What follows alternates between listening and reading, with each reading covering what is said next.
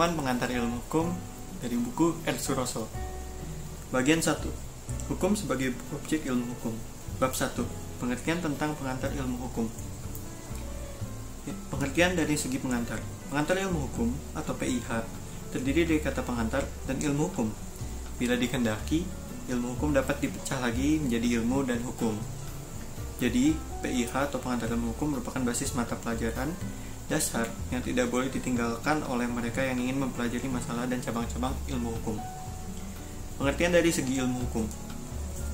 Pengertian ilmu hukum menurut para ahli ada dari Krauss, Curzon, yaitu memberikan definisi bahwa ilmu hukum adalah segala pengetahuan hukum yang mempelajari hukum dalam segala bentuk manifestasinya, dan berpendapat bahwa ilmu hukum adalah suatu pengetahuan yang mencakup dan membicarakan segala hal yang berhubungan dengan hukum. Lalu ada cabang-cabang ilmu hukum yang termasuk ke dalam ilmu hukum.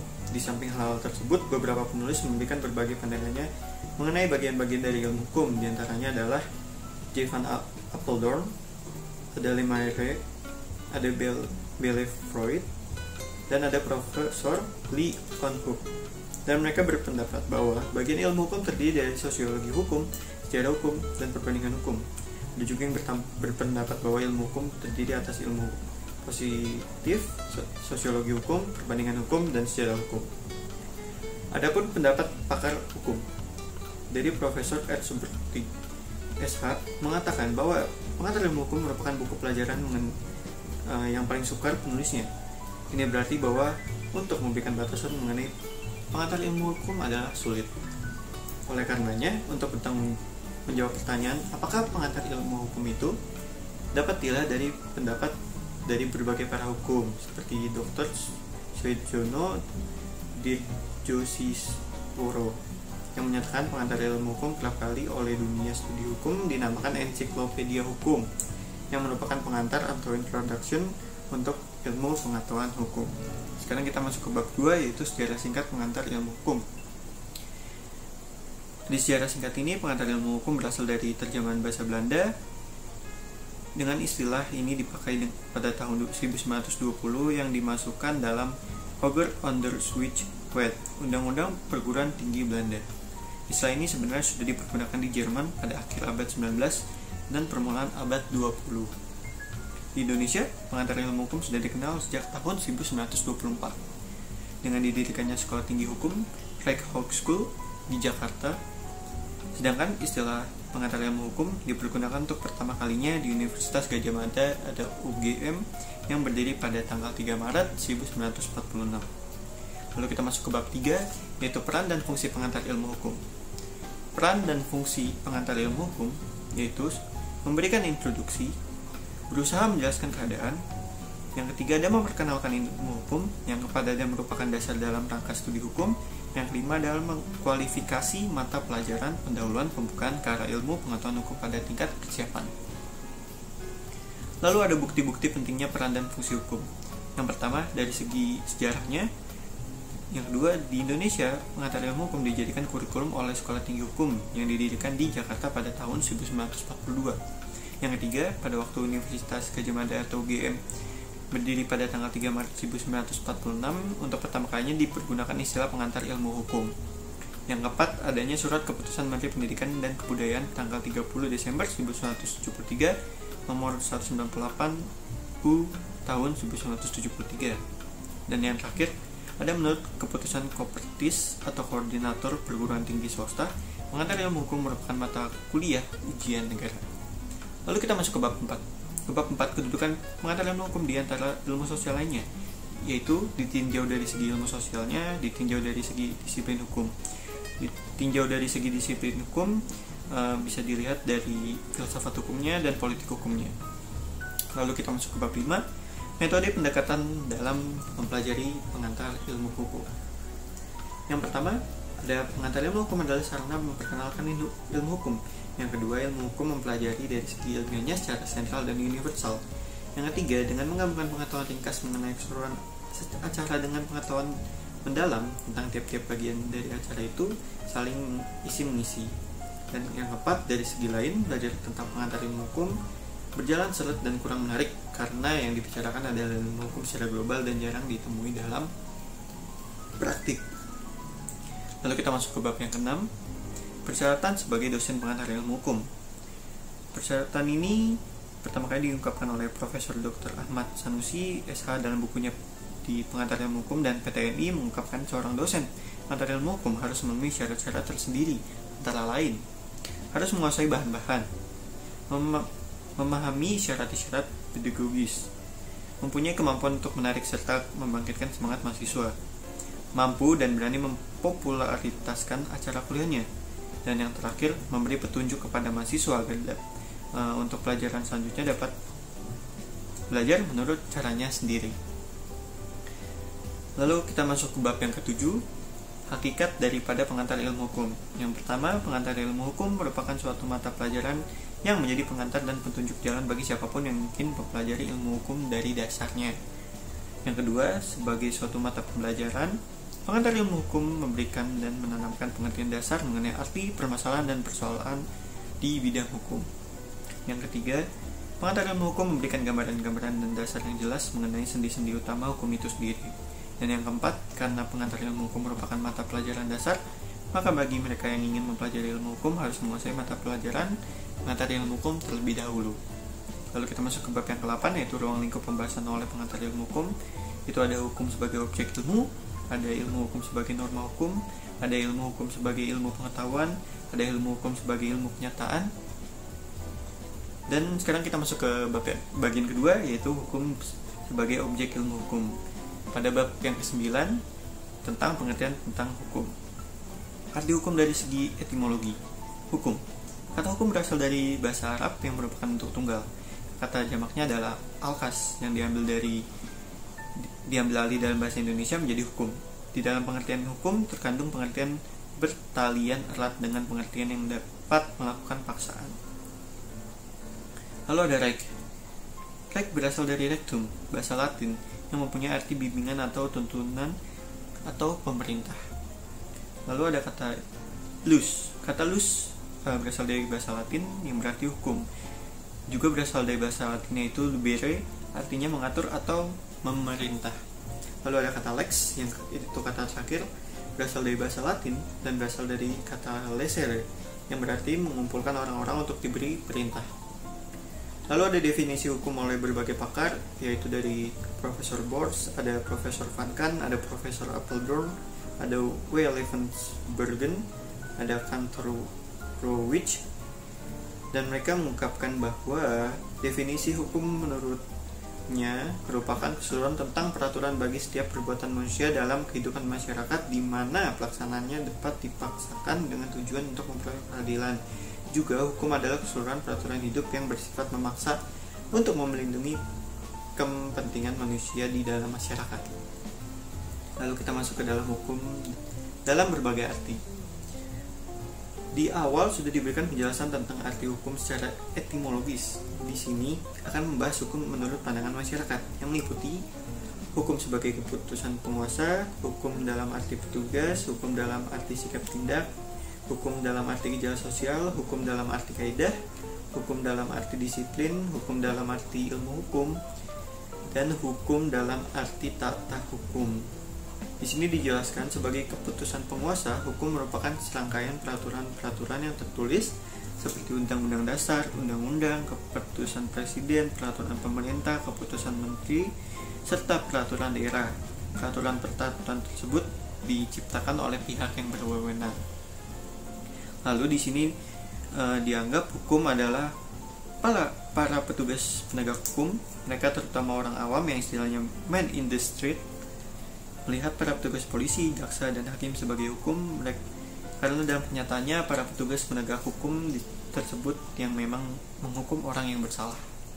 Lalu yang diartikan sebagai hukum tidak seperti bekerjanya penegak hukum yang mengatur dan memaksa rakyat, maka bekerjanya sikap tindak ini tidak terasa, melainkan untuk mengajak masyarakat agar hidup dengan teratur. Lalu kita masuk ke bab yang ke-10, yaitu hukum terdapat di mana saja. Hukum terdapat di mana-mana. Hukum terdapat di seluruh dunia, asal ada masyarakat. Hukum itu ada di mana-mana, pada setiap waktu dan bagi setiap bangsa. Hukum melekat pada hidup setiap masyarakat. Sebagaimana telah dinyatakan, hukum berisikan kaidah-kaidah, yaitu petunjuk-petunjuk yang menuntut supaya dijalankan, mengandung sanksi dan akan bereaksi secara paksa apabila kaidah tersebut dilanggar. Jadi di mana di situ ada masyarakat, di situ ada hukum. Hukum itu ada untuk mengatur masyarakat agar bisa hidup dengan teratur, dengan damai. Lalu kita masuk ke bab yang ke-11, peran dan fungsi hukum. Peran hukum dalam masyarakat. Seperti yang kita ketahui, bahwa hasil dari penelitian para sosiolog dan antropolog membuktikan bahwa pada masyarakat kuno dan bagaimanapun primitifnya juga terdapat hukum. Selama ada masyarakat, baik besar maupun kecil, baik sedikit maupun banyak, akan selalu diikuti oleh hukum. Hukum terdapat di mana saja di seluruh dunia asal ada manusia yang bermasyarakat. Aristoteles mengatakan bahwa manusia adalah makhluk sosial atau makhluk yang bermasyarakat. Oleh karena itu, tiap anggota masyarakat mempunyai hubungan yang baik satu sama lain. Selain itu, masing-masing anggota masyarakat tentu mempunyai hubungan kepentingan yang berbeda-beda, bahkan tidak jarang saling berlawanan. Untuk mengurangi kericuhan, maka hukumlah yang mengatur dan melindungi kepentingan masing-masing. Berikut adalah contoh dari peran hukum dalam kehidupan sehari-hari. Contohnya ada dengan keluarga. Seorang laki-laki dan perempuan yang hidup bersama sebagai suami istri pasti mengikat kontrak dalam perkawinan dan melakukan perbuatan yang telah diatur dalam Undang-Undang Perkawinan Nomor 1 Tahun 1974. Lalu ada dalam pekerjaan, orang yang bekerja dalam suatu instansi atau perusahaan pasti menjalin kontrak atasan atau bawahan dan kontrak dengan perusahaan sebagaimana yang tertuang di dalam KUH Perdata bab 7A pasal 1601 sampai dengan mulai dari 1601A sampai dengan 1601C. Itu adalah beberapa sedikit contoh untuk contoh kehidupan hukum di masyarakat. Lalu ada fungsi hukum.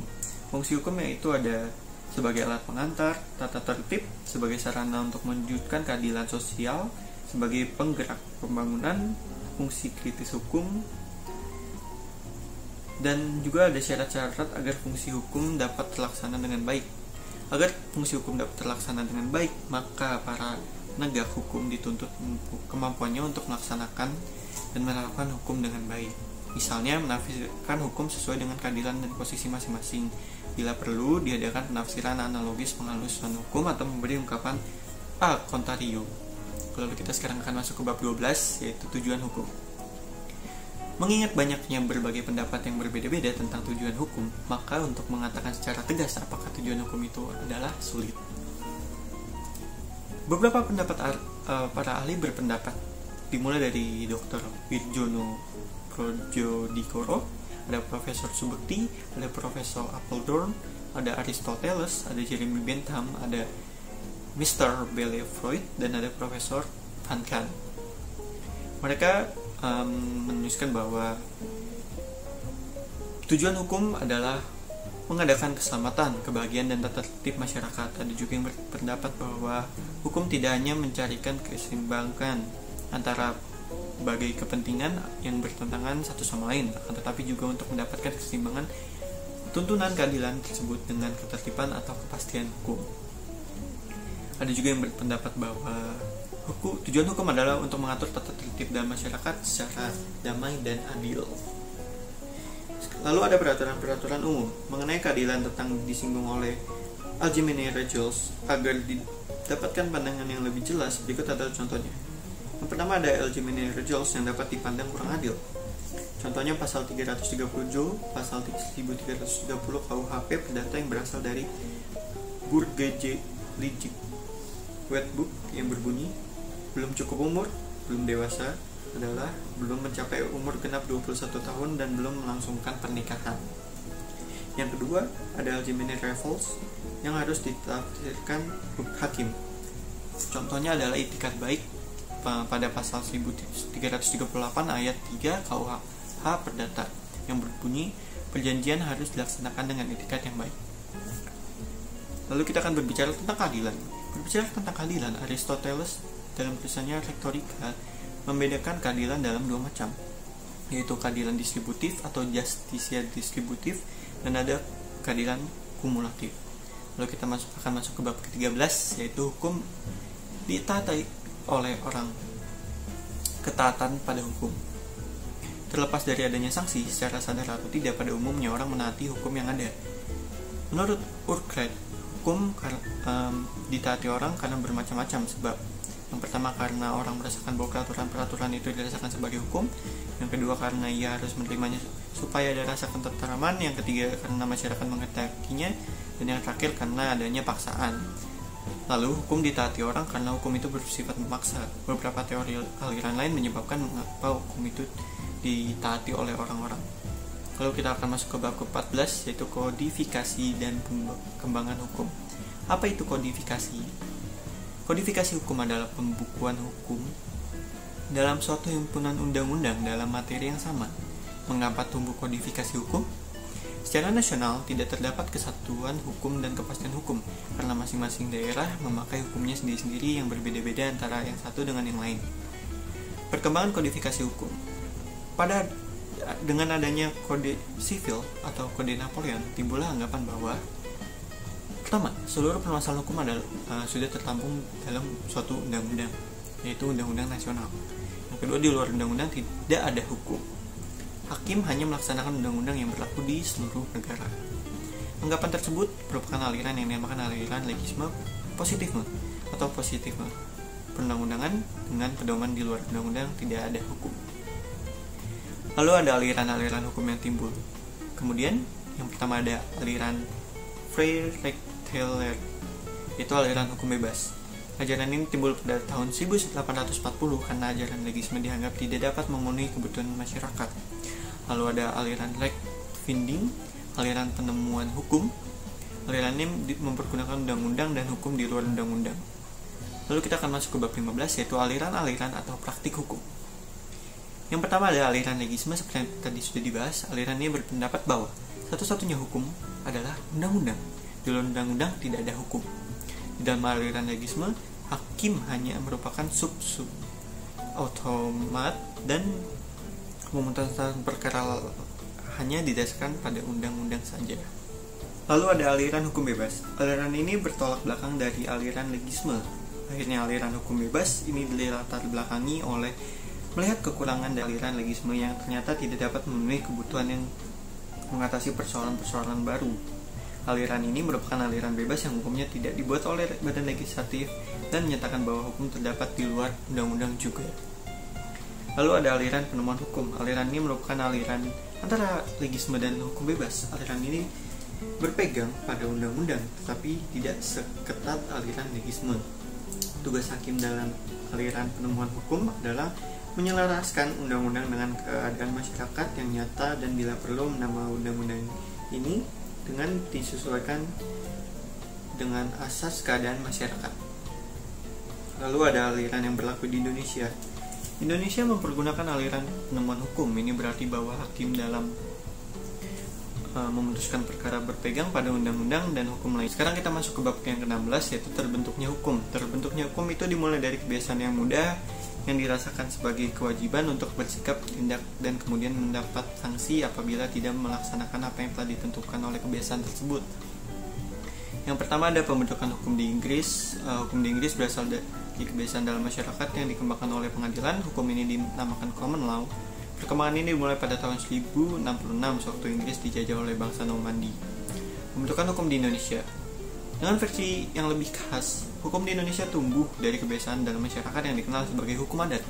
Namun, hukum ini terbatas pada hukum perdata, khususnya bagi golongan warga negara asli. Lalu ada pandangan legisme, hukum bebas, dan penemuan hukum. Seperti yang sudah dijelaskan, pandangan legisme berkembang pada dan mempengaruhi sampai pertengahan abad 19.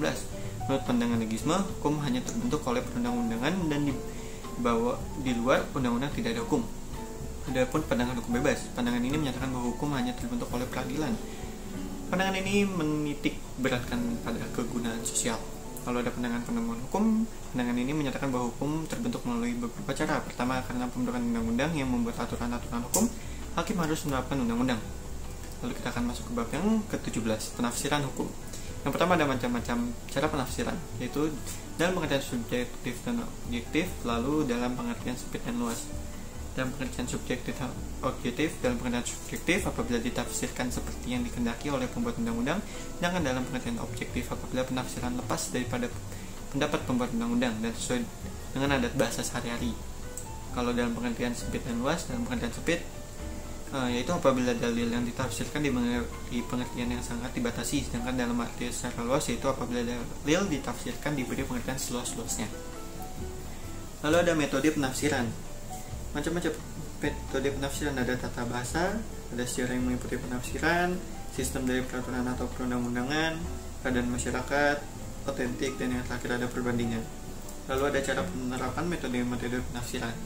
Dalam melaksanakan penafsiran peraturan perundang-undangan, pertama-tama selalu dilakukan penafsiran gramatikal, karena pada hakikatnya untuk memahami teks peraturan perundang-undangan harus dimengerti terlebih dahulu arti kata-katanya. Lalu sekarang ada penjelasan tentang berbagai macam metode penafsiran, yaitu ada penafsiran gramatikal seperti yang tadi dijelaskan, ada penafsiran historis atau sejarah, penafsiran sistematis, penafsiran sosiologis, penafsiran otentik, dan terakhir ada penafsiran perbandingan. Lalu sekarang kita akan masuk ke bab yang ke-18, yaitu pengisian kekosongan hukum. Pengisian kekosongan hukum dimulai dari pekerja pembuat undang-undang mempunyai dua aspek, yaitu pembuatan undang-undang hanya menetapkan peraturan-peraturan umum saja mengenai perkembangan tentang hal yang konkret diserahkan kepada hakim. Pembuat undang-undang selalu ketinggalan dengan kejadian sosial yang timbul kemudian di dalam masyarakat, maka hakim sering menambah undang-undang itu. Lalu kita masuk ke konstruksi hukum atau penafsiran analogis. Penafsiran analogis adalah penafsiran daripada suatu peraturan hukum dengan memberi ibarat atau kiasan pada kata-kata tersebut sesuai dengan asas hukumnya, sehingga suatu peristiwa yang sebenarnya tidak dapat dimasukkan. Contoh, ketentuan peraturan perundang-undangan tentang perjanjian jual beli berlaku juga untuk perjanjian tukar menukar dan ditegaskan oleh pasal 1546 KUH Perdata. Bunyi pasalnya adalah, untuk selain aturan tentang perjanjian jual beli berlaku terhadap perjanjian tukar menukar. Lalu ada penghalusan hukum. Penghalusan hukum ialah memperhalus hukum sedemikian rupa secara halus sehingga seolah-olah tidak ada pihak yang disalahkan. Penghalusan hukum bermaksud mengisi kekosongan dalam sistem undang-undang. Contoh penghalusan hukum yaitu masalah perbuatan melanggar hukum pasal 1356 Perdata. Isi pasalnya adalah, di suatu jalan tertabrak antara A dan B. Kedua kendaraan masing-masing berkecepatan tinggi dan sama-sama rusak. Apabila A mengganti rugi terhadap B, maka B dapat menuntut ganti rugi terhadap A. Dengan demikian, keduanya salah, karena masing-masing saling memberi ganti rugi sehingga jadi suatu kompensasi. Lalu ada argumentum contrario, pengungkapan secara berlawanan. Penafsiran a contrario adalah penafsiran undang-undang yang didasarkan atas pengingkaran. Artinya berlawanan pengertian antar sosial yang dihadapi dengan soal yang diatur dalam suatu pasal dalam undang-undang. Berdasarkan pengingkaran ini ditarik kesimpulan bahwa masalah perkara yang dihadapi tidak termasuk pasal yang dimaksud. Masalahnya berada di luar peraturan perundang-undangan. Ada pun perbedaan dan persamaan undang-undang secara analogi berdasarkan argumentum a contrario. Perbedaannya ada menggunakan undang-undang secara analogi memperoleh hasil yang positif, sedangkan argumentum a contrario memperoleh hasil negatif. Menggunakan undang-undang secara analogi adalah memperluas berlakunya ketentuan hukum dan peraturan perundang-undangan, sedangkan secara argumentum a contrario mempersempit berlakunya ketentuan undang-undang. Persamaannya yaitu adalah penggunaan undang-undang secara analogi dan argumentum a contrario sama-sama berdasarkan konstruksi hukum. Lalu, kedua cara tersebut dapat dipergunakan untuk menyelesaikan suatu masalah. Yang ketiga, kedua cara tersebut diterapkan sewaktu pasal dalam perundang-undangan tidak menyebut masalah yang dihadapi. Dan yang terakhir, maksud dan tujuan antara kedua cara tersebut adalah sama-sama untuk mengisi kekosongan di dalam undang-undang. Kita masuk ke bab 21, yaitu sumber-sumber hukum. Arti tentang sumber hukum. Sumber hukum adalah segala sesuatu yang menimbulkan aturan-aturan yang mengikat dan memaksa, sehingga apabila aturan-aturan itu dilanggar akan menimbulkan sanksi yang tegas nyata bagi pelanggarnya. Pendapat berbagai pakar hukum. Ada dari Algara, Van Apeldoorn, ada dari Ahmad Sanusi, yaitu mereka menyatakan bahwa sumber material berarti dari mana tempat material yang nantinya dijadikan hukum tersebut diambil. Adapun sumber hukum formil berarti dari mana asal muasal kekuatan peraturan tersebut didapat. Lalu kita akan masuk ke undang-undang. Undang-undang merupakan sumber hukum formal di samping kebiasaan, traktat, jurisprudensi, dan doktrin. Apa itu undang-undang? Menurut pendapat lama aliran legisme pada abad 19, undang-undang adalah hukum Dengan demikian timbullah anggapan bahwa undang-undang adalah hukum, sehingga hakim hanya merupakan subsidi atau otomat yang dalam memberikan putusannya cukup dengan dasar undang-undang. Bentuknya undang-undang. Cara pembentukan undang-undang dan badan mana yang memberi wewenang tergantung kepada sistem pemerintahan yang dianut oleh negara yang bersangkutan. Pembentukan undang-undang, contohnya di Belanda berwenang untuk membuat undang-undang adalah raja. Di Amerika Serikat yang berwenang untuk membuat undang-undang diberikan kepada Kongres saja sebagai badan legislatif. Bagaimana cara pembuatan undang-undang di Indonesia? Berdasarkan Undang-Undang Dasar, maka pembuatan undang-undang dilaksanakan oleh Presiden bersama Dewan Perwakilan Rakyat atau DPR yang tertuang dalam Undang-Undang Dasar 1945. Dudukan Presiden dan DPR sama kuatnya.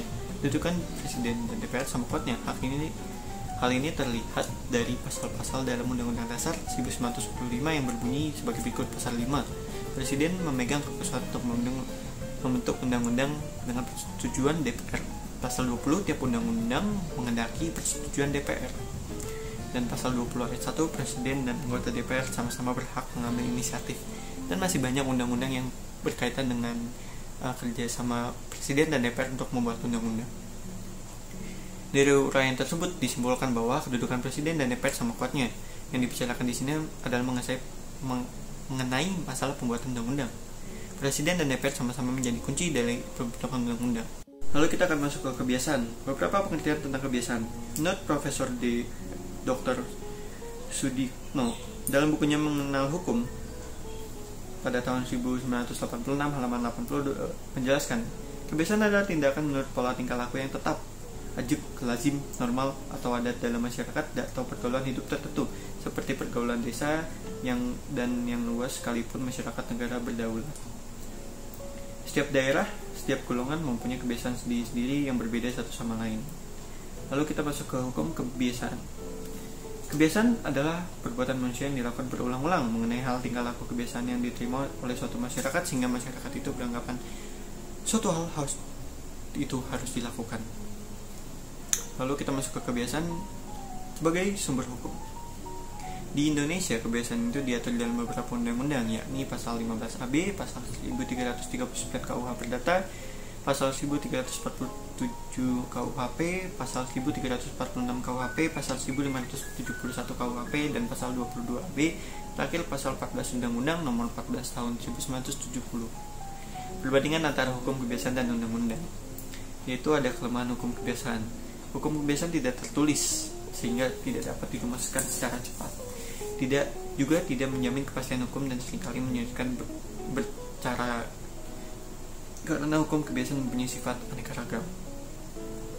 Lalu ada persamaan antara hukum kebiasaan dan undang-undang. Persamaannya yaitu keduanya merupakan penegasan pandangan hukum yang terdapat di dalam masyarakat. Kedua-duanya merupakan perumusan kesadaran hukum suatu bangsa. Perbedaannya, UU merupakan keputusan pemerintah yang dibebankan kepada orang. UU juga lebih menjamin kepastian hukum dan sebaliknya kebiasaan yang tidak. Penyelesaian dalam konflik antara hukum kebiasaan dan undang-undang. Kalau UU itu berisi ketentuan yang bersifat memaksa dan berbanding kebalik dengan kebiasaan. Lalu ada hubungan hukum kebiasaan dengan hukum adat. Hukum adat itu termasuk dalam hukum kebiasaan. Terkadang hukum kebiasaan juga disebut dengan istilah hukum adat. Dan kata adat itu sendiri diambil dari bahasa Arab yang berarti kebiasaan. Ada juga lain-lain. Tidak semua adat merupakan hukum. Hukum adat sebagian besar tidak tertulis. Lalu ada jurisprudensi. Dalam praktik terdapat hukum jurisprudensi yang timbul dari putusan-putusan dari pengadilan, terutama putusan-putusan dari pengadilan negara tertinggi MA, yaitu Mahkamah Agung. Ada juga beberapa pengertian tentang jurisprudensi, yaitu perundang-undangan dan jurisprudensi. Disebutkan istilah jurisprudensi berasal dari kata jurisprudentia, bahasa Latin yang artinya pengetahuan hukum. Timbulnya jurisprudensi dapat disimpulkan bahwa keputusan-keputusan hakim sebelumnya yang dipergunakan sebagai bahan pertimbangan oleh hakim berikutnya dalam mengambil sebuah keputusan. Sebab orang hakim menggunakan putusan hakim lain, yaitu pertimbangan psikologis, pertimbangan praktis, pendapatan yang sama. Ada pun macam-macam jurisprudensi, yaitu jurisprudensi tetap dan tidak tetap. Lalu dasar hukum jurisprudensi, kita sekarang masuk ke bab yang ke-20, yaitu penggolongan dan klasifikasi hukum. Tujuan dari penggolongan dan klasifikasi hukum adalah dari segi nilai teoritis untuk dapat dicapai suatu pengertian yang lebih baik dari segi praktis supaya lebih mudah dan menemukan dan menerapkan hukum yang ada. Sistematika yang diselaraskan dengan tujuan yang utuh bahwa berlakunya hukum itu bersangkut paut dengan sumber-sumber yang berlaku, dengan kepentingan-kepentingan yang diatur atau dilindungi, lalu dengan hubungan aturan hukum satu sama lain, dengan pertaliannya dengan hubungan-hubungan hukum, dengan hal kerjanya berikut pelaksanaan sanksinya dibagi menjadi dua, yaitu dibagi menjadi beberapa, yaitu hukum kaidah, hukum sanksi, hukum memaksa, dan hukum mengatur. Ada juga penggolongan klasifikasi yang lazim dipergunakan didasarkan pada berdasarkannya sumber, berdasarkan daerah kekuasaan, berdasarkan isinya, berdasarkan fungsi dan pemeliharanya, berdasarkan hukum, berdasarkan bentuknya. Lalu ada perbedaan antara beberapa macam hukum, yaitu perbedaan antara hukum perdata, sipil, dengan hukum pidana. Ada dari seginya, yaitu hukum perdata mengatur hubungan hukum antar orang yang satu dengan yang lain, lalu menetapkan kepada kepentingan perseorangan. Hukum pidana mengatur hubungan hukum antara seorang anggota masyarakat dengan negara yang menguasai tata tertib masyarakat itu. Dari segi pelaksananya, pelanggaran terhadap norma hukum pidana pada umumnya segera diambil tindakan oleh pengadilan setelah ada pengaduan oleh pengadilan setelah ada pengaduan dari pihak berkepentingan. Pelanggaran hukum normal terhadap hukum pidana pada umumnya segera diambil tindakan oleh pengadilan tanpa ada pengaduan dari pihak yang merasa dirugikan. Lalu ada dari segi menafsirkan, yaitu hukum perdata diperbolehkan untuk mengadakan macam-macam interpretasi terhadap undang-undang perdata. Hukum pidana hanya boleh ditafsirkan menurut arti kata dalam undang-undang pidana itu sendiri. Lalu ada perbedaan antara hukum acara perdata dengan hukum acara pidana, yaitu dari segi mengadili. Hukum acara perdata mengatur cara-cara mengadili perkara perdata di muka pengadilan perdata oleh hakim perdata. Hukum acara pidana mengatur cara-cara mengadili perkara perdata di muka pengadilan perdata oleh hakim pidana. Dari segi penuntutan, pada cara perdata, inisiatif datang dari pihak yang berkepentingan, yaitu pihak yang dirugikan. Pada acara pidana, inisiatif datang dari pihak yang berkepentingan, yaitu dari jaksa penuntut hukum. Dari segi penuntutan, dalam acara perdata, yang menuntut isi tergugat adalah pihak yang dirugikan. Dalam acara pidana, terhadap jaksa menjadi penuntut si tergugat terhadap si terdakwa. Dari segi pembuktian, dalam acara perdata, sumpah merupakan alat pembuktian yang itu tulisan, saksi, prasangka maupun pengakuan dari sumpah. Dalam acara pidana ada 4 pembuktian dan tidak ada sumpah. Dari segi penarikan kembali suatu perkara, dalam acara perdata, sebelum ada keputusan hakim, pihak-pihak yang bersangkutan boleh menarik kembali perkara gugatnya. Dalam acara pidana tidak dapat ditarik kembali. Lalu kita sekarang masuk ke bagian yang ketiga, yaitu ilmu hukum sebagai ilmu kaidah. Bab 21. Kaidah hukum dan kaidah sosial. Manusia merupakan makhluk sosial, dan sebagai makhluk sosial, manusia selalu ingin hidup berkelompok atau hidup bermasyarakat. Keinginan itu karena adanya hasrat untuk memenuhi makan dan minum, hasrat untuk membela diri, hasrat untuk menggandakan keturunan. Lalu ada kaidah sosial. Kaidah sosial adalah kaidah yang paling tua, yang paling asli, dan yang terdapat dalam sanubari hati manusia sendiri, karena manusia makhluk yang bermoral. Melanggar norma susila disebut dengan asusila. Kaidah ini melanggar manusia, berbuat cabul, mencuri, dan lain-lain. Lalu ada kaidah kesopanan. Norma kesopanan adalah norma yang ketentuan hidup yang timbul dari pergaulan dalam masyarakat. Lalu ada kaidah agama atau kaidah kepercayaan. Norma agama berpangkal kepada kepercayaan Tuhan Yang Maha Esa, dan norma agama dianggap sebagai ketentuan dari Tuhan. Lalu ada kaidah hukum. Norma hukum mempunyai sikap memaksa untuk melindungi kepentingan manusia dalam pergaulannya hidup di masyarakat. Lalu ada penggolongan kaidah. Tata kaidah dalam aspek pribadi yang termasuk kelompok ini adalah kaidah agama atau kepercayaan dan kesusahan. Tata kaidah dengan aspek kehidupan antar pribadi yang termasuk dalamnya adalah kaidah kesopanan dan kaidah hukum. Hubungan antara kaidah hukum dengan kaidah lainnya yaitu hubungan positif, yakni hubungan yang saling memperkuat, yaitu hubungan antara kaidah hukum dengan kaidah agama. Kaidah ini sangat erat hubungannya karena menunjang suatu kebersamaan kaidah hukum. Hubungan kaidah hukum dengan kaidah kesusilaan, kedua kaidah ini mempunyai kaitan karena keduanya saling melengkapi. Persamaan antara kaidah hukum dengan kaidah sosial lainnya. Kaidah hukum dengan kaidah lainnya sama-sama melindungi kepentingan perorangan maupun umum, sehingga terdapat tata tertib dalam masyarakat. Perbedaan antara kaidah hukum dengan kaidah sosial lainnya, perbedaan antara kaidah hukum dengan kaidah agama lainnya dapat ditinjau dari beberapa segi, yaitu dari segi tujuan, dari segi isi, dari segi asal usul, dari segi sanksi, dan dari segi sasarannya. Perbedaan antara kaidah hukum dengan kaidah kesopanan, yaitu kaidah hukum wajib memberi hak dan kewajiban, kaidah kesopanan hanya memberikan kewajiban saja. Sanksi kaidah hukum. Lalu ada perbedaan antara kaidah kesopanan dengan kaidah agama dan kaidah kesusilaan. Yang pertama ada asal kaidah kesopanan dari luar diri manusia. Kaidah kesopanan berisi aturan yang ditunjukkan kepada sikap lahir manusia. Tujuan kaidah kesopanan yaitu menertibkan manusia agar tidak ada korban. Kaidah agama dan kaidah kesusilaan bertujuan untuk menyempurnakan manusia agar tidak menjadi manusia yang jahat. Kaidah agama dan kaidah kesusilaan juga berasal dari pribadi manusia. Kaidah agama dan kaidah kesusilaan berisi aturan yang ditunjukkan kepada sikap batin manusia. Lalu kita masuk ke bagian keempat, yaitu ilmu hukum sebagai ilmu pengertian. Bab 22. Subjek hukum. Pengertian subjek hukum. Apa yang dimaksud dengan subjek hukum? Subjek hukum adalah suatu yang menurut hukum berhak atau berwenang untuk melakukan perbuatan hukum atau siapa yang mempunyai hak dan cakap untuk bertindak dalam hukum. Siapa yang menjadi subjek hukum? Pada dasarnya yang menjadi subjek hukum adalah manusia atau orang atau person. Terdapat dua pengertian mengenai orang atau person, yaitu naturalistic person, yaitu mens person yang disebut orang atau manusia pribadi. Res person adalah yang berbentuk badan hukum yang dapat dibagi dalam public right person dan private person. Private right person. Manusia sebagai subjek hukum. Dasar hukum. Menurut hukum yang berlaku, setiap manusia mempunyai hak dan kewajiban. Hak dan kewajiban ini dilindungi oleh hukum. Misalnya, adanya larangan mengenai perampasan atas pendukung hak tersebut, mengakibatkan kematian perdata, perbudakan, dan sebagainya.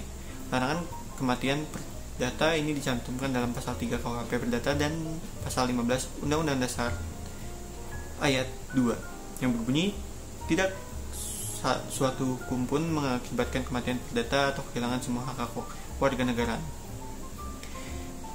Pendapat beberapa pakar mengenai apa yang dimaksud dengan orang dapat ditemukan pendapat beberapa pakar hukum, antara lain dari Profesor J.H. Jawijaja, Profesor Eggins, dan Profesor Ko Chai Sing.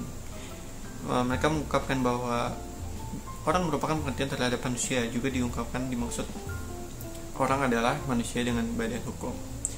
Pandangan hukum modern. Setiap orang adalah subjek hukum dengan tidak memandang agama atau kewarganegaraan. Pandangan dunia. Setiap manusia atau pribadi menjadi subjek hukum sejak dia lahir yang berakhir dengan kematian. Pandangan agama. Seorang manusia atau pribadi menjadi subjek hukum sejak benih atau pembibitan pada kandungan ibunya selama ia hidup dan setelah ia meninggal dunia sampai ke akhirat. Pandangan hukum di Indonesia bahwa setiap manusia atau pribadi adalah pendukung hak. Pengecualian subjek hukum ada beberapa, yaitu anak dalam kandungan dan cakap hukum. Cakap hukum dapat dibedakan menjadi yang cakap melakukan perbuatan hukum, yang tidak cakap melakukan perbuatan hukum. Adapun binatang sebagai subjek hukum. Lalu kita sekarang ada masuk ke badan hukum sebagai subjek hukum. Pengertian badan hukum. Badan hukum adalah suatu perkumpulan orang-orang yang mengadakan kerjasama. Syarat-syarat badan hukum. Untuk ikut sertanya dalam penggaluran hukum, maka suatu badan hukum mempunyai syarat-syarat yang telah ditentukan oleh hukum, yaitu memiliki kekayaan yang terpisah dari kekayaan anggota-anggotanya, dan hak dan kewajiban badan hukum terpisah dari hak dan kewajiban para anggota-anggotanya. Dasar-dasar hukum sebagai badan hukum. Pengaturan badan hukum sesuai dengan hukum yang berlaku, yaitu perseorangan terbatas atau PT, diatur dalam bab 3 bagian ketiga buku 1 KUHD. Koperasi, yayasan, perbankan, bank pemerintah, organisasi partai politik dan golongan karya, pemerintah daerah tingkat 1, tingkat 2, dan kecamatan, dan negara Indonesia diatur dengan Konstitusi Undang-Undang Dasar 1945. Macam-macam badan hukum, yaitu ada badan hukum publik, badan hukum privat. Di badan hukum privat ini menurut jenisnya badan hukum dapat dibagi dalam dua jenis golongan, yaitu korporasi dan yayasan. Menurut tata atau aneka warna hukum di Indonesia, badan hukum dibedakan menjadi badan hukum menurut Eropa, badan hukum menurut Eropa yang tertulis, badan hukum adat. Dan sekarang kita masuk ke teori badan hukum. Beberapa teori yang memberikan dasar bagi badan hukum yaitu teori dan dasar yuridis badan hukum yang terkenal ialah teori fiksi, teori kekayaan tujuan, teori organ atau teori peralatan atau kenyataan, teori milik kolektif, teori Duguid, teori Huygens. Sekarang kita masuk ke bab 23, yaitu objek hukum. Benda sebagai objek hukum. Penjelasan objek hukum adalah segala sesuatu yang berguna bagi subjek hukum, manusia atau badan hukum, dan yang dapat menjadi pokok permasalahan dan kepentingan bagi para subjek hukum. Oleh karenanya dapat dikuasai oleh subjek hukum. Dasar hukum berdasarkan Undang-Undang Dasar yang mengatur tentang benda yang ada. Buku 2 KUH Perdata, Undang-Undang Pokok Agraria, Undang-Undang Nomor 21 Tahun 1961, Ordonanite Nomor 100 Tahun 1939, Buku 2 KUHD, Outer Suet Tahun 1912, Stasbal tahun 1900. Nomor 3, pembagian benda. Menurut pasal 503, 504, dan 505 KUH Perdata, benda dapat dibagi dalam berbagai kelompok, yaitu benda yang bersifat kebendaan yang dapat dibagi atas benda bertubuh atau benda berwujud, dan benda tidak bertubuh atau benda tidak berwujud. Lalu kita langsung sekarang ke manusia sebagai objek hukum. Zaman pendudukan, manusia dapat menjadi objek hukum sepanjang hak dan kewajibannya sebagai subjek hukum dilenyapkan atau dicabut. Pandangan hukum modern. Setiap manusia mempunyai kepribadian yang dijamin oleh hukum sejak lahir di muka bumi sampai meninggal dan dimasukkannya ke liang jahat. Pandangan agama, menurut ketentuan agama, maka tidak dibenarkan manusia diperlakukan dan dianggap sebagai objek hukum seperti binatang. Lalu kita masuk ke bab yang ke-24, yaitu peristiwa hukum. Peristiwa hukum merupakan suatu kejadian biasa dalam kehidupan sehari-hari yang akibatnya diatur oleh hukum. Tidak sebuah peristiwa mempunyai akibat hukum. Tidak semua peristiwa mempunyai akibat hukum, jadi tidak semua peristiwa adalah peristiwa hukum.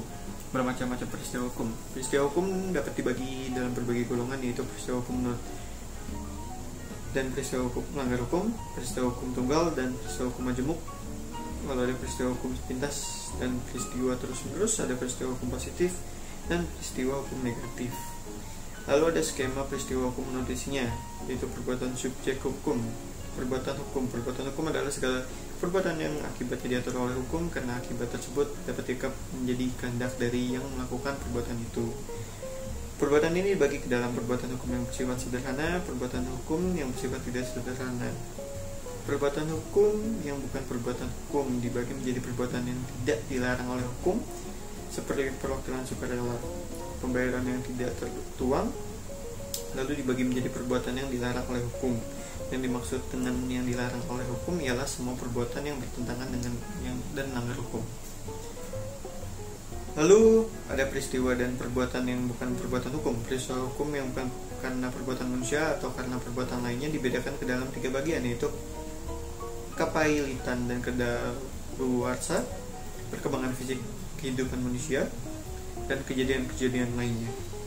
Kita masuk ke bab 25, yaitu hubungan hukum. Hubungan hukum ialah hubungan antara 2 atau lebih subjek hukum. Dalam hubungan hukum, hak dan kewajiban pihak yang satu berhadapan dengan hak dan kewajiban pihak yang lain. Segi hubungan hukum. Setiap hubungan hukum mempunyai 2 segi, yaitu kewenangan dan kewajiban. Hak dan kewajiban kedua-duanya timbul dari suatu peristiwa hukum, dari satu pasal hukum objektif. Unsur-unsur hubungan hukum. Hubungan hukum memiliki 3 unsur, yaitu adanya orang-orang atau yang hak atau kewajibannya saling berhadapan, adanya objek yang berlaku berdasarkan hak dan kewajiban tersebut, adanya hubungan antara pemilik hak dan pengambilan kewajiban, atau adanya hubungan atas objek yang bersangkutan. Syarat-syarat hubungan hukum. Dari uraian di atas dapat disimpulkan bahwa hubungan hukum itu baru ada apabila telah dipenuhinya sebagai syarat, yaitu adanya dasar hukum dan timbulnya peristiwa hukum. Macam atau jenis hubungan hukum. Yang pertama, hubungan hukum bersegi satu. Dalam hal hubungan hukum yang bersegi satu, hanya satu pihak yang berwenang. Lalu ada hubungan hukum bersegi dua dan hubungan antar satu subjek hukum dengan semua subjek hukum lainnya. Lalu kita masuk ke bab 26, yaitu hak. Seperti yang disebut dalam bab hubungan hukum, kekuasaan, dan kewenangan, inilah yang disebut dengan hak. Dalam ilmu hukum, hak disebut juga sebagai hukum subjektif. Hukum subjektif merupakan segi aktif daripada hubungan hukum. Hak kepemilikan ini terdiri dari dua hak atau kewenangan yang penting, yaitu yang mempunyai berwenang atau berhak memungut kenikmatan dari kepunyaannya. Yang mempunyai juga teori-teori tentang hak.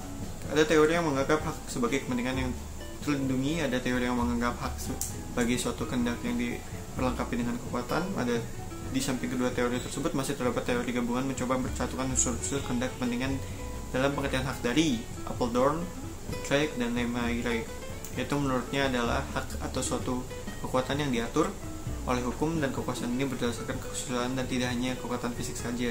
Juga menurut mereka hak adalah jalan untuk memperoleh kekuatan, tapi hak itu sendiri bukan kekuatan. Penyosialan hak. Adanya penyosialan hukum yang mengubah sifat dan tujuan hukum merupakan sifat dan tujuan hak, sehingga hak mengalami perubahan sosialisasi penyosialan. Menyalahgunakan hak. Menyalahgunakan hak terjadi apabila terdapat hak yang dijalankan tidak sesuai dengan tujuan. Artinya perbuatan atas wewenang yang sah sesuai dengan hukum yang berlaku, tetapi perbuatan tersebut menyimpang dari tujuan hak tersebut. Macam-macam hak. Itu yang pertama ada hak mutlak, yang kedua ada hak relatif nisbi atau nisbi, lalu yang ketiga ada kedua hak tersebut itu dibagi menjadi beberapa, yaitu yang pertama hak pokok, hak publik absolut, dan sebagai dari hak privat atau keperdataan. Lalu hak relatif nisbi dibagi menjadi hak publik relatif, hak keluarga relatif, dan hak kekayaan relatif. Lalu kita sekarang masuk ke bab 27, perbuatan hukum, bukan perbuatan hukum, dan akibat hukum. Perbuatan hukum adalah setiap perbuatan manusia yang dilakukan dengan sengaja untuk menimbulkan hak dan kewajiban. Perbuatan hukum atau tindak hukum baru terjadi apabila pernyataan kehendak. Untuk pernyataan kehendak diperlukan adanya kehendak orang itu untuk bertindak, perlu pertanyaan kehendak. Lalu bukan perbuatan hukum. Untuk adanya suatu perbuatan hukum harus disertai dengan pernyataan kehendak. Pernyataan kehendak menjadi suatu batasan untuk adanya atau terjadinya perbuatan hukum. Perbuatan hukum yang tidak dilarang oleh hukum. Perbuatan ini menjadi akibat hukum yang tak tergantung pada kehendak. Contoh, zakwerming ialah tindakan mengurus kepentingan orang lain tanpa diminta oleh orang itu untuk kepentingannya. Misalnya, A sakit sehingga tidak dapat mengurus kepentingannya tanpa diminta oleh A. B mengurus kepentingannya A. B wajib meneruskan mengurus itu sampai A sembuh dan dapat mengurus kepentingannya kembali. Hal ini sesuai dengan pasal 1354 KUH Perdata. Perbuatan yang dilarang oleh hukum. Perbuatan yang dilarang oleh hukum adalah suatu perbuatan yang menimbulkan kerugian kepada orang lain dan mewajibkan si pelaku atau pembuat yang bersalah untuk mengganti kerugian yang ditimbulkannya. Akibat hukum. Akibat hukum adalah suatu tindakan yang dilakukan untuk memperoleh suatu akibat yang dikehendaki oleh pelaku dan yang diatur oleh hukum. Wujud dari akibat hukum. Akibat hukum adalah akibat yang ditimbulkan oleh suatu peristiwa hukum. Akibat hukum dapat berwujud sebagai lahirnya perbuatan atau lenyapnya suatu keadaan hukum, lahirnya berubahnya atau lenyapnya suatu hubungan hukum, lahirnya sanksi apabila dilakukan tindakan yang melawan hukum. Lalu kita masuk ke bab yang ke-28, masyarakat hukum. Manusia mempunyai naluri untuk hidup secara damai, saling membantu, dan saling melindungi. Yang pertama ada batasan masyarakat hukum. Masyarakat hukum adalah sekelompok orang yang hidup dalam suatu wilayah tertentu di mana dalam sekelompok tersebut berlaku suatu rangkaian peraturan yang menjadi tingkah laku bagi setiap kelompok dalam pergaulan hidup mereka. Lalu yang kedua ada pembentukan kelompok. Kelompok terjadi karena kodrat manusia itu sendiri sebagai makhluk sosial yang selalu ingin hidup berkelompok. Lalu yang ketiga ada faktor-faktor yang mendorong untuk bermasyarakat, yaitu didorong oleh kebutuhan biologis, persamaan nasib, persamaan kepentingan, persamaan ideologi, dan terakhir ada persamaan tujuan. Faktor-faktor tersebut dapat dirangkum menjadi 3 faktor, yaitu faktor ekonomis, faktor biologis, dan faktor keamanan. Yang keempat ada macam-macam bentuk masyarakat hukum. Menurut dasar pembentukannya dapat dibagi menjadi 3, yaitu masyarakat yang teratur yang terjadi dengan sendirinya, dan masyarakat yang tidak teratur. Menurut dasar hubungan yang diciptakan oleh para anggota masyarakat dibagi menjadi 2, yaitu masyarakat paguyuban dan masyarakat patembayan. Menurut dasar kehidupan atau kebudayaan dibagi menjadi beberapa, yaitu masyarakat primitif dan modern, masyarakat desa dan kota, masyarakat teritorial, masyarakat genealogis, dan masyarakat teritorial genealogis. Lalu ada menurut hubungan keluarga, yaitu keluarga inti, keluarga luas, suku bangsa, dan bangsa. Lalu sekarang kita masuk ke bagian 5, ilmu hukum sebagai ilmu kenyataan pada bab 29. Antropologi hukum. Antropologi hukum adalah suatu cabang ilmu pengetahuan yang mempelajari pola-pola sengketa dan penyelesaian pada masyarakat sederhana maupun masyarakat yang sedang mengalami proses perkembangan dan pembangunan. Singkatnya, studi antropologi hukum dapat dikatakan belum lama dan baru timbul pada abad ke-19, sewaktu ada usaha-usaha untuk meneliti dasar-dasar hukum di Eropa, yaitu antara lain dengan jalan membandingkan suatu hukum Eropa dengan sistem hukum masyarakat yang masih dianggap dalam tingkat sederhana di luar Eropa. Antropologi dan hukum. Seperti yang kita ketahui, antropologi hukum merupakan ilmu pengetahuan yang jauh sekali jangkauannya, yaitu mengekspresikan kehidupan manusia dalam loyalitas sehingga segala kehidupan dibicarakan. Nilai-nilai dipegang oleh suatu masyarakat adalah demikian luasnya sehingga ia terlalu sukar untuk dapat diutarakan oleh masyarakat melalui peraturan-peraturan dan lembaga-lembaga hukum yang resmi semata-mata. Pada dasarnya, studi antropologi terhadap hukum didasarkan pada premis-premis sebagai berikut, yaitu hukum dan masyarakat, suatu masyarakat atau sistem hukum suatu masyarakat. Hukum paling baik dipelajari melalui analisis terhadap prosedur-prosedur yang berhubungan dengan penyelesaian sengketa. Pada giliran prosedur-prosedur akan menjadi penting manakala penelitian dipusatkan pada sengketa. Dan yang terakhir, agar dapat dibuat suatu laporan yang sah mengenai hukum rakyat. Lalu kita masuk ke bab yang 30, yaitu sosiologi hukum. Sosiologi hukum adalah suatu cabang ilmu pengetahuan yang secara empiris dan analisis mempelajari hubungan timbal balik antara hukum sebagai gejala sosial dengan gejala-gejala sosial lainnya. Sosial hukum juga merupakan ilmu yang mempelajari fenomena hukum dari sisinya yang sedemikian rupa. Studi hukum secara sosiologis mempunyai beberapa karakteristik, yaitu sosiologis hukum bertujuan untuk memberikan penjelasan terhadap praktik-praktik hukum. Sosiologi hukum senantiasa menguji keasihan empiris dari suatu peraturan atau pernyataan hukum, dan yang terakhir, sosiologi hukum tidak melakukan penilaian terhadap hukum. Lalu ada objek atau sasaran sosiologis hukum. Sosiologis hukum diantaranya mempelajari tentang perorganisasian sosiologi dan hukum. Objek sasarannya ialah badan-badan yang terlibat dalam kegiatan penyelenggaraan hukum seperti pembuat undang-undang, pengadilan, polisi, advokat, dan sebagainya. Untuk mengetahui bagaimana sikap sosiologi hukum terhadap bidang-bidang yang dipelajari, maka pertanyaanlah yang memudahkan, yaitu dalam mempelajari pembuatan undang-undang, sosiologi melainkan jauh daripada itu. Sosiologi hukum juga tertarik pada komposisi dari badan legislatif. Lalu yang kedua ada bagian pengadilan. Sosiologi hukum mempelajari sebagai suatu institusi yang menghimpun beberapa macam pekerjaan. Lalu ada yang ketiga, bagi sosiologi hukum, polisi juga merupakan objek yang mendapat perhatian tersendiri. Yang keempat, atau yang terakhir, bidang advokat juga merupakan bidang yang sangat menarik bagi sosiologi hukum. Lalu kita masuk ke bab yang 31, psikologis hukum. Secara hukum adalah salah satu bidang studi hukum yang mempelajari perkembangan dari asal-usul sistem hukum dalam suatu masyarakat tertentu dan membandingkan antara hukum yang berbeda karena dibatasi oleh perbedaan waktu. Untuk dapat mengetahui sejarah hukum dapat dimulai dari pertanyaan-pertanyaan seperti faktor apa saja yang mempengaruhi terbentuknya suatu lembaga hukum dan bagaimana jalannya proses pembentukan ini. Yang kedua, faktor apa yang dominan pengaruhnya dalam proses pembentukan suatu lembaga hukum tertentu dan apa sebabnya. Dan yang ketiga, bagaimana interaksi antara pengaruh-pengaruh yang datang dari luar dengan kekuatan perkembangan dari dalam masyarakat tersendiri. Yang keempat, bagaimana jalannya proses adaptasi terhadap lembaga-lembaga yang diambil dari sistem hukum asing. Yang kelima, apakah suatu lembaga hukum selalu menjalankan fungsi yang sama.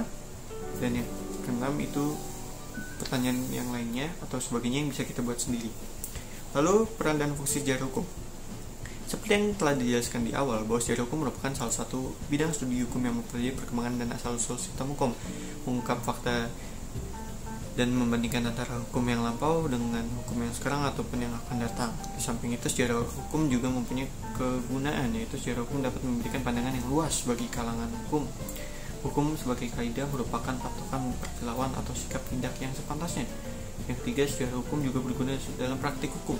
Yang keempat, dalam bidang pendidikan hukum, sejarah hukum akan sangat membantu mahasiswa untuk lebih memahami hukum yang dipelajarinya. Dan yang kelima, sejarah hukum dapat mengungkapkan fungsi dan efektivitas lembaga-lembaga hukum tertentu. Lalu kita akan masuk ke bab yang ke-32, yaitu perbandingan hukum. Perbandingan hukum adalah ilmu pengetahuan yang usianya relatif muda.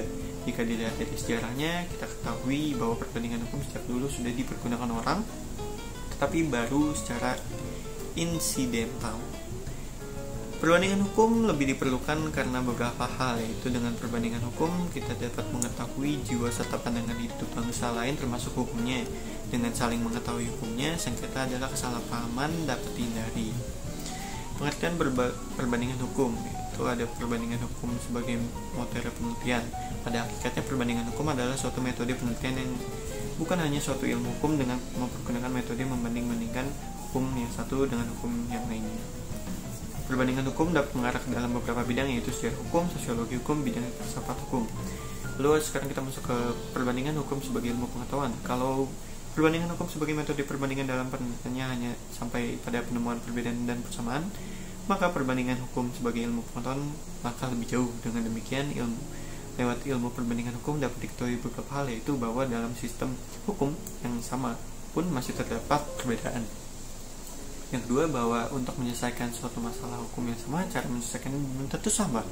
Yang ketiga, bahwa tidak mungkin ada suatu sistem hukum yang sempurna dan berlaku secara universal.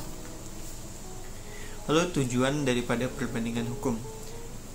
Main dalam bukunya Village Communities dan Pollack dalam bukunya The History of Comparative Jurisprudence mengatakan bahwa tujuan perbandingan hukum adalah membantu menyelesaikan asal-usul perkembangan daripada konsepsi hukum yang sama di seluruh dunia.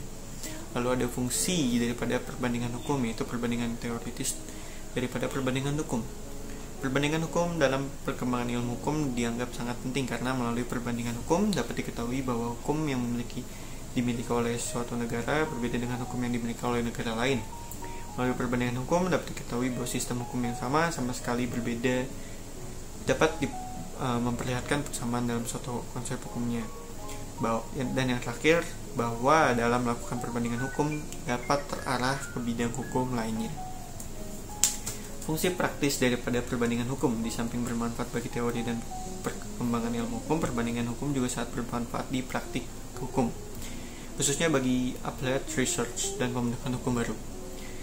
Fungsi perbandingan hukum dalam pembinaan hukum, yaitu melalui perbandingan hukum kita dapat mengalami bermacam-macam sistem hukum. Yang kedua, ada perbandingan hukum membuka mata kita untuk menunjukkan adanya berbagai macam cara untuk menyelesaikan masalah-masalah hukum. Perbandingan hukum mempunyai fungsi yang sangat penting bagi pengembangan ilmu hukum.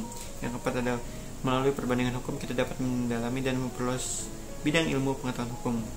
Dan yang kelima, perbandingan hukum membantu para penegak hukum. Yang keenam, dengan diterapkannya perbandingan hukum bersama-sama dengan pengembangan filsafat hukum. Yang ketujuh, dengan intensifikasinya penguasaan perbandingan hukum, Indonesia dapat melahirkan sarjana-sarjana perencanaan hukum yang tangguh. Dan yang terakhir, sarjana hukum tidak dapat berevolusi, artinya selalu tertinggal akan konflik-konflik sosial yang timbul di dalam masyarakat. Manfaat daripada perbandingan hukum. Manfaat daripada perbandingan hukum dapat dibagi dalam manfaat ilmiah, manfaat praktis, manfaat bagi unifikasi hukum, manfaat bagi usaha menumbuhkan saling pengertian suatu bangsa, manfaat bagi usaha memperoleh pengertian yang lebih mendalam mengenai hukum kita sendiri, dan manfaat pelaksanaan HPI, yaitu hukum perdata Indonesia. Manfaatnya yaitu perselisihan yang bersifat HPI atau hukum perdata Indonesia adalah suatu perselisihan yang timbul antara salah status warga negara dengan warga negara lain dalam bidang hukum perdata. Untuk dapat menilai hukum mana yang dapat dipergunakan dalam perselisihan tersebut secara tepat dan adil, kita harus meneliti isi dari kedua sistem hukum yang bersangkutan. Dalam hal ini, perbandingan hukumlah yang harus dapat menunjang usaha tersebut karena dapat memberikan pengetahuan secara perbandingan hukum akan isi dari kedua sistem hukum tersebut. Berikut adalah